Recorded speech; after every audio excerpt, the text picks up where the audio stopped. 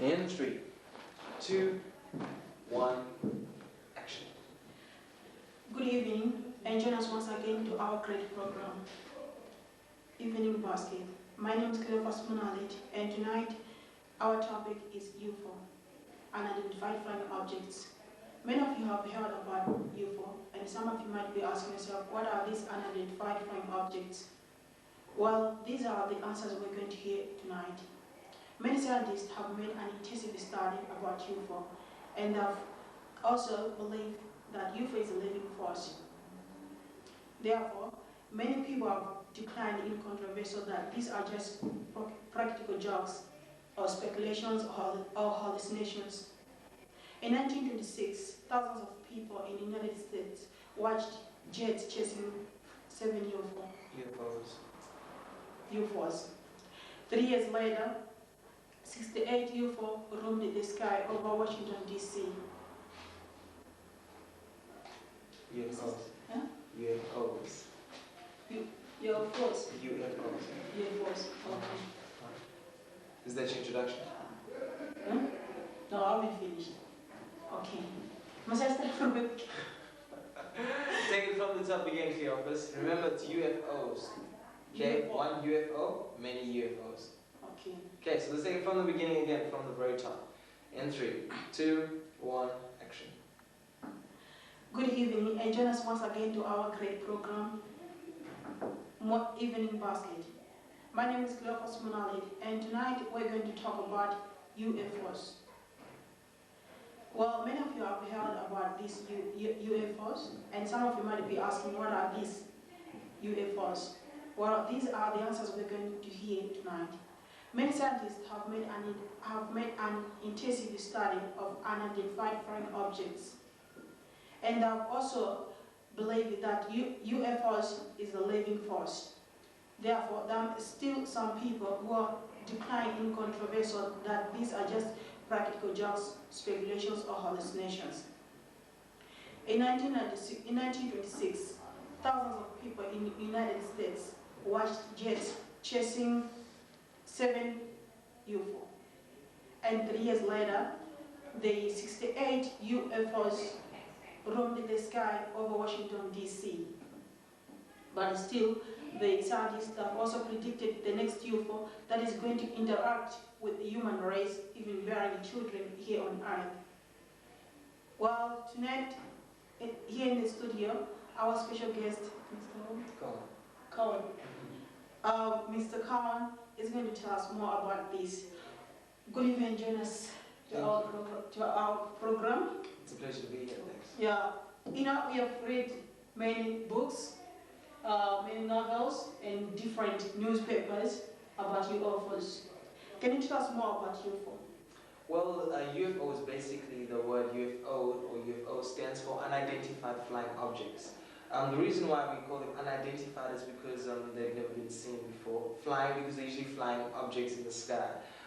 Many reports of UFOs have claimed that these craft are basically disc-like in shape. The reason why there seems to be so many sightings is many people have different theories as to what these are exactly. And of late, over the last 20 years, we've had more sightings than ever has been recorded in history of these craft in our skies. So, can you tell us, like, where do they come from, these UFOs? Well, we're not sure exactly where they come from. All that we can say, the truth of the matter, is that there have been genuine sightings which have been reported. The question is exactly what or who are they? Many different people and different scientists and doctors have different theories as to what they are. Some people believe that basically they are time travelers from another time. Other people believe that these are aliens, which is the most popular one. And some also believe that they're basically government craft, which has been built of advanced technology. Because these other things that today I'm going to ask you also, they said it's just conventional objects, maybe from Air Force. So do you agree with this? As to whether they are just objects that are conventional? That's right. Well, these objects basically that people see in the skies, right, these objects that people see flying around in the skies, like I mentioned, have been said to be disc-like in shape. What are they doing in our skies? Nobody seems to know. Why are they here? No one knows either. Basically, what can be proved is that people have been seeing these sites, and many people across the world from different countries have. But their reasons for appearing and what they are here for is a different story altogether. Are they harm to human race? Well, so far these sightings have not caused much harm to many people. But the strange thing is that when there have been UFO sightings, occurrences have also taken place. For example, in Texas it is, when UFO sightings were reported, also at the same time cattle were found mutilated. The babies from calves and from the cows were removed from the calves, from the pregnant cows. And some strange things have been happening with the livestock on the ranches and farms. So no harm has really been proven to have occurred to humans on its own. But these strange things have happened. Also, many people believe that this is basically just cults working. But the strange phenomenon is that it occurs around about the same time as the sightings of UFOs. So in your study, what did you find in your study? Well, concerning UFOs. Yes. Well, to study UFOs, you'll have to go back and look through history, starting off with the most famous and probably the first real UFO sighting, which would have been the Roswell crash. From our studies, we have proven that there are sightings which have been occurring. Sightings have been recorded in places like the United States, which is the most popular place, even in places like Russia, England, as well as Pakistan and Australia. So there have definitely been sightings taking place around the world. The question as to what they are, we are still undetermined. There has been proof that there are aliens who have existed since the Roswell crash, but the proof is not 100% genuine, so we cannot say whether it is true or whether it is just a hoax. So whether they are aliens driving the craft is another matter altogether. We do have people who claim to have been abducted by aliens, but there's nothing that can be proven for real. Why this seems to happen only in Western countries? Well, you've got to think about the reasons for these craft appearing. Perhaps, if it is aliens, as many people think it is, perhaps what they are doing is exploring our technology and trying to find out exactly how advanced we are as people. The intentions thereafter we do not know. But if us as a people around the world, if we had to explore another planet, we would probably go to the most advanced places in the planet to see what the people are like and to see what their technology and whether they are a threat to us. So I suppose that by these sightings taking place in Western communities and countries, the reason being is because they are probably the most advanced, particularly the United States, can be rated as one of, if not the top country in the world today. So perhaps that they are basically checking out our advancements and our technology. Okay, are there any intelligence on them? Well, the sightings that we have seen have proven that whoever's controlling them or driving them or whatever you want to say, seem to have intelligence, because the sightings of these craft have been seen at rapid speeds. Also, they fly in a very stable formation. So the formation at which they are said to be flying in also proves that they are intelligent life. The lighting and the general shape and the structure of these craft seem to be made by some intelligent life form. So yes, they are. So do you think in that intelligent, their aim or their purpose is to come here and interact with people or to come and destroy our Earth? Well, if they are aliens, their intentions would not be clear. If they intended to destroy the planet, why have they waited so long? I mean, it's since 1947 until here. So if they were planning to destroy the world, I'm sure they would have made plans long ago. Perhaps they are just, like us, curious. Perhaps they're just here to take a look and see what we are like and how we live. Many people feel that aliens will someday inhabit the planet and then breed amongst us and have their own lives amongst us. But that's really far-fetched for the moment. There's nothing to even prove that these are aliens who are driving the craft. Some people also believe that these are just signs from the heavens and from gods and that kind of stuff, that the world has come to an end. So it's very tricky. You cannot answer for sure. Therefore, how do they look like, these people? Well, people who have claimed to have seen these aliens say that they usually have very large heads with large eyes, small noses, small mouths, pear-shaped kind of heads, small bodies as well. In terms of the Roswell crash, the so-called description of the aliens who are aboard that UFO which crashed was said to be shaped of the same body size as an 11 or 12-year-old boy. So they're rather small with rather large heads, according to many of the eyewitness accounts. But that's all we have to go on. We have no photos to prove it. We have no, nothing that we know that the government has shown us to prove that these aliens do exist in actual physical terms. I understand, Mr. Khan, you wrote a book of UFO. What is your book saying about UFO? Well, basically, my book is just an analysis of over the last 50 years of UFO sightings. In the book, we discuss different sightings concerning UFOs around the world. We also take different approaches to the subject. We looked at other theories, possibilities. If they are proven to be aliens, what is their intentions? We also explore some of the worst scenarios that could happen. If they are aliens and if they want to take over the world, what could happen? What is the worst? As well as some of the good things that could come out. So it's a bit of a different book. So if you're out there, make sure you get a copy of it as well.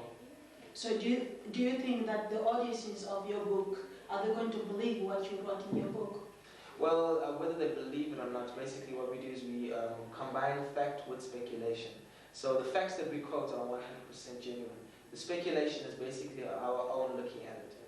How long have you been studying about UFOs? Well, probably for the past, I would say 10 years.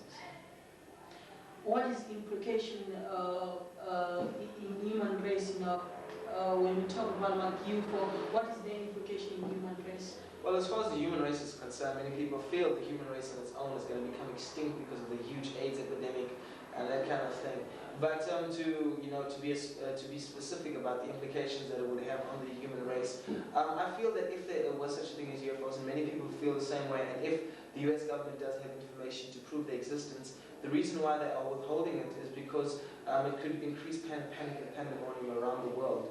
In terms of the human race and people panicking because they feel aliens are here to overcome us. We have 1 minute left. Okay.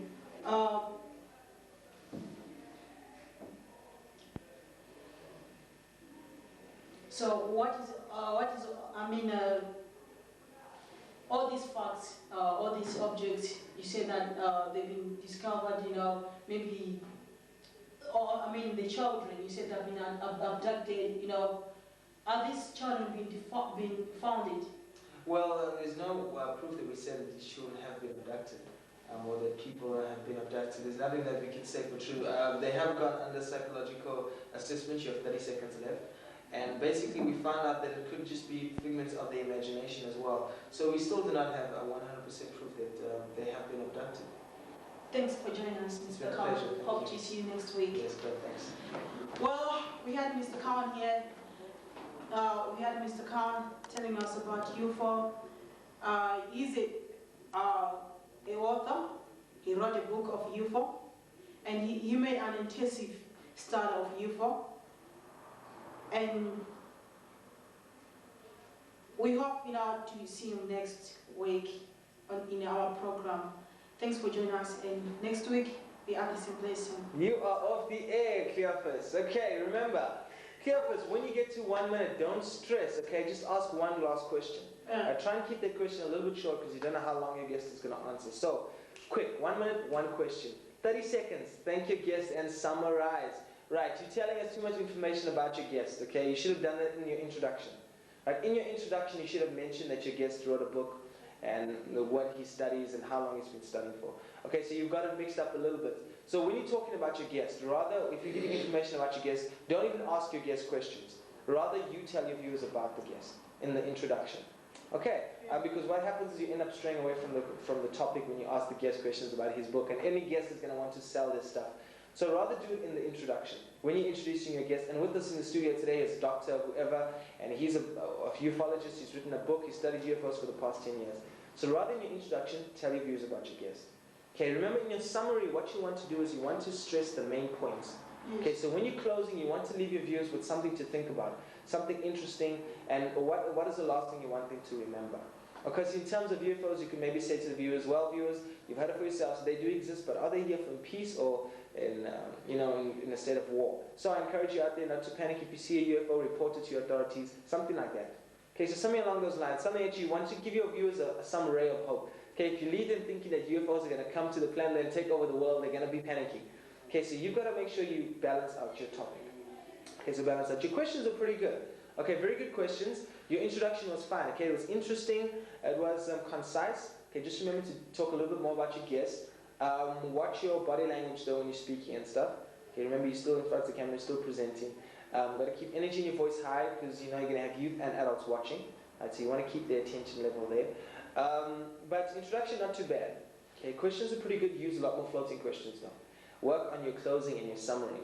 Okay, remember, grasp of timing very important. You have to finish on time. So when you get to 10 seconds, it's just thanks viewers for watching. For me, Cleo, first, don't forget to catch us tomorrow when we talk about abortion. Goodbye. Or whatever.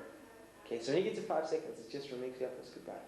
Okay, but a good attempt, Cleo. A good attempt, right? Just a couple of things to work on.